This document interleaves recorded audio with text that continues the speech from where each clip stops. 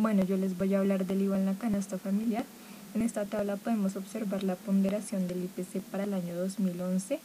La ponderación del IPC hace referencia a la importancia de los grupos de gastos para los hogares con ingresos altos, medios y bajos. Para los ingresos bajos, la mayoría de los gastos se concentran en los alimentos, mientras que para los ingresos medios y altos, la vivienda constituye la principal fuente de ingresos. Tanto para los ingresos altos como para los ingresos bajos, la salud es la que menos importancia tiene dentro de sus gastos.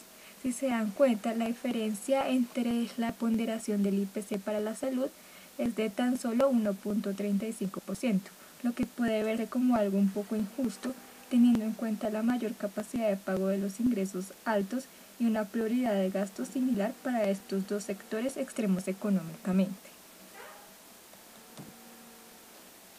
El índice de precios al consumidor es la medida de las variaciones promedio de los precios de los bienes y servicios consumidos por los hogares en cierto intervalo de tiempo.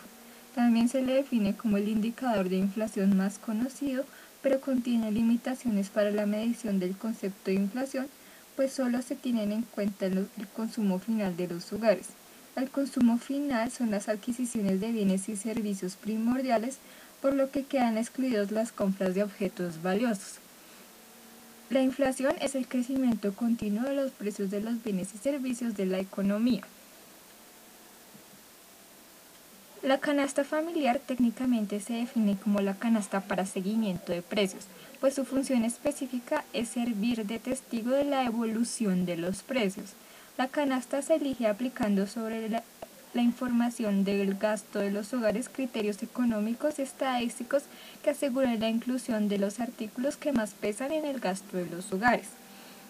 En el año 2008, el 43% de los productos de la canasta familiar estaba grabado con IVA.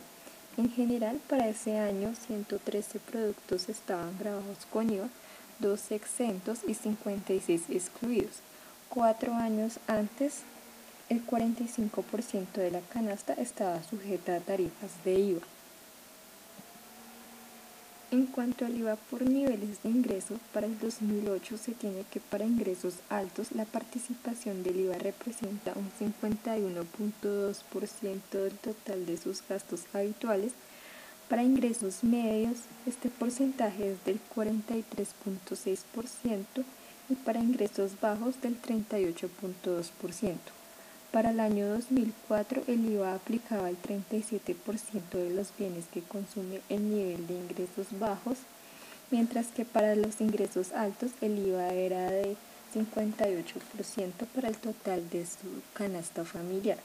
Esto quiere decir que en 4 años el porcentaje de la canasta sujeta a impuesto ha disminuido para ingresos altos en un 3.8%, y ha aumentado para los hogares con ingresos bajos en un 1.2%.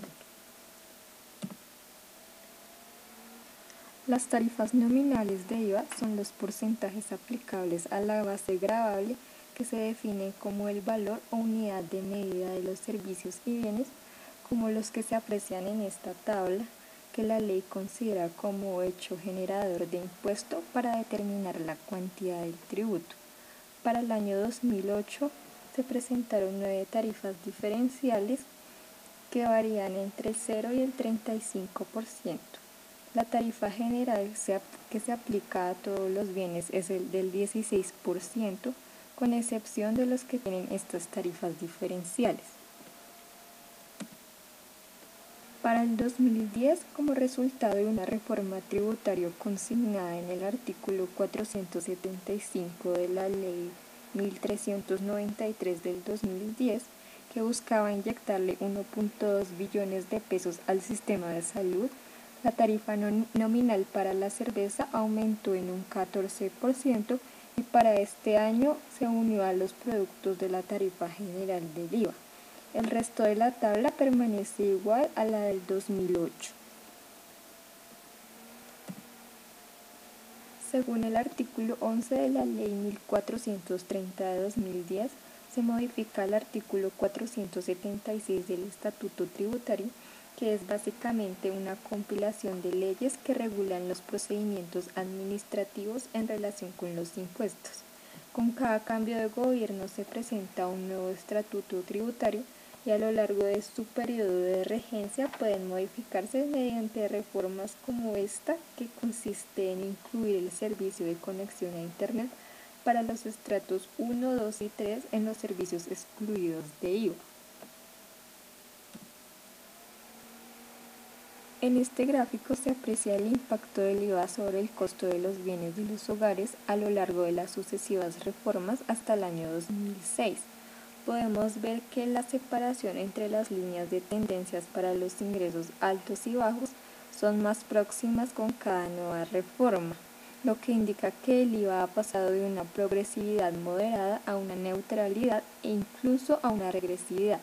Esto quiere decir que desde más o menos el año 2000, la capacidad del IVA para lograr una redistribución del ingreso que promueve el cobro del IVA acorde con la capacidad de pago del contribuyente se ha reducido hasta llegar a la regresividad, donde el IVA afecta levemente a los contribuyentes con ingresos altos, lo que es totalmente contrario a la progresividad. El impuesto sobre la renta es el tributo cobrado por los ingresos y ganancias que incrementan el patrimonio, bien sea de personas físicas, sociedades o sucesiones líquidas, que básicamente son las herencias que deja una persona natural al fallecer. Este impuesto es una de las principales fuentes de ingresos públicos de Colombia.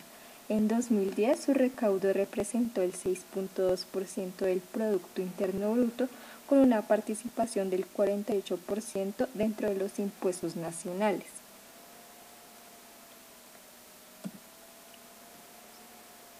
En la tabla se aprecian las tarifas del impuesto de renta que se cobra el contribuyente según el rango de renta o ganancia ocasional expresado en UET o unidad de valor tributario, que es la medida que permite ajustar los valores de los impuestos y beneficios conforme a la variación del IPC.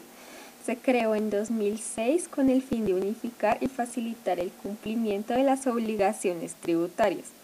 Para este año, la DIAN fijó un valor de VT de 25.132 pesos. En 2006 este valor fue de 20.000 pesos. Según esta tabla, el contribuyente con rentas de 0 a 1.090 por 25.132 pesos, que es igual a 27.393.880 pesos, se les aplicará un impuesto de renta del 0%.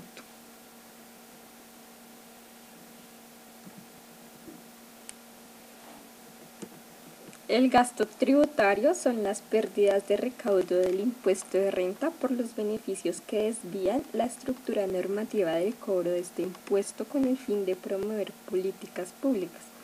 Es así como los beneficios tributarios, como las rentas exentas por servicio de transporte fluvial, generan un gasto tributario que se consolida como un costo fiscal de administración pública nacional por concepto de cualquier beneficio, lo que se traduce como un egreso para el gobierno.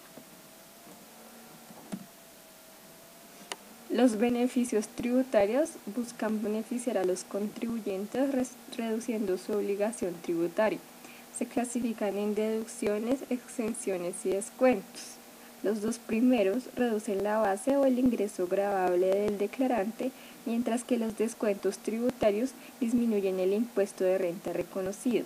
Dentro de las deducciones está la rebaja del 30% por inversión en activos reales fijos productivos, que pueden ser los bienes tangibles de una empresa.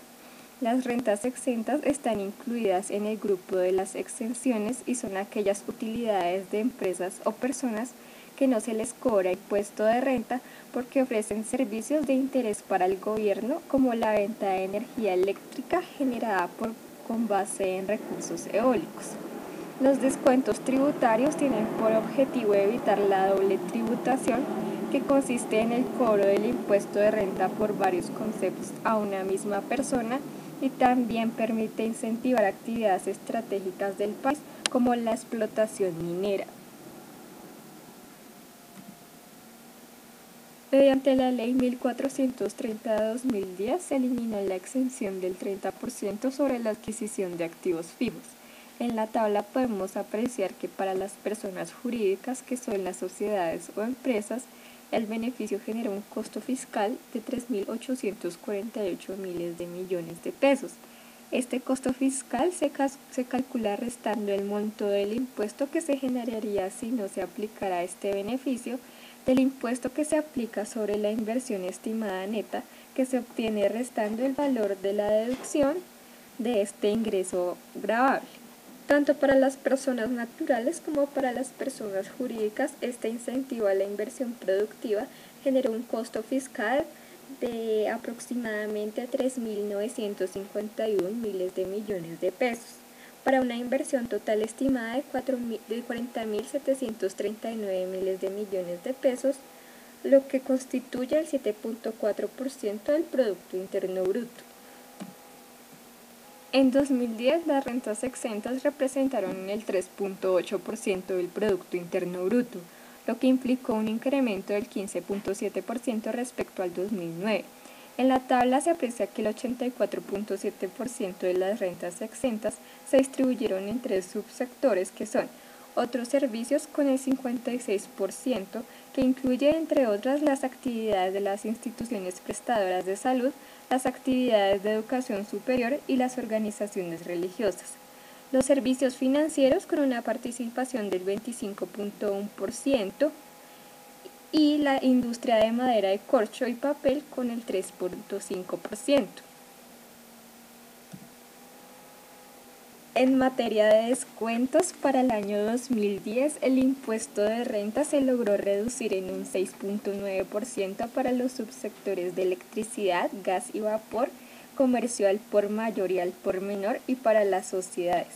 A pesar de que algunos de estos beneficios se vienen eliminando, como el descuento por el aumento en el patrocinio de las sociedades, obtenido mediante la colocación de acciones en una bolsa de valores, en el sistema tributario colombiano aún permanecen algunos, como los descuentos por reforestación e impuestos pagados en el exterior.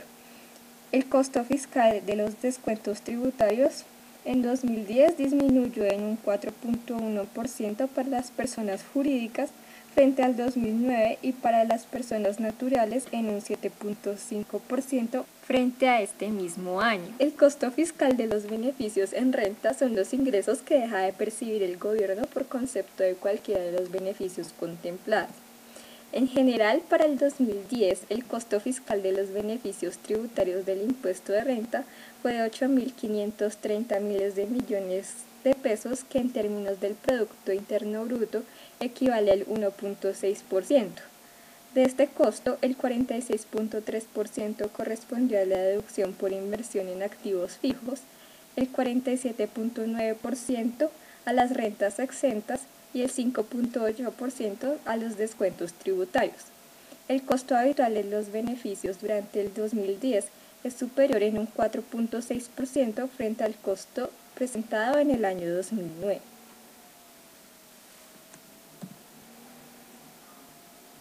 Se espera que para un futuro los incentivos sean temporales y decrecientes. Esto se está logrando con la eliminación de algunos descuentos tributarios y la deducción del 30% sobre la inversión en activos fijos, pero aún hace falta un mayor control por este lado. La generosidad de los beneficios tributarios no debe representar más del 50% del valor de una empresa. Para ello se propone fijar topes a todas las exenciones y ajustar medidas para evitar acumulaciones de ellas en cabeza de un mismo beneficiario. El seguimiento del impacto socioeconómico de las actividades beneficiadas para generar el debido control debe mejorarse de tal manera que los beneficios que se expidan sean justificables en términos de objetivos de política pública, de transparencia y control y de corrección administrativa en caso de irregularidades. El marco fiscal de mediano plazo es el documento expedido por el Ministerio de Hacienda, mediante el cual se presenta un análisis de la evolución y las perspectivas de las normas que regulan los ingresos y costos fiscales.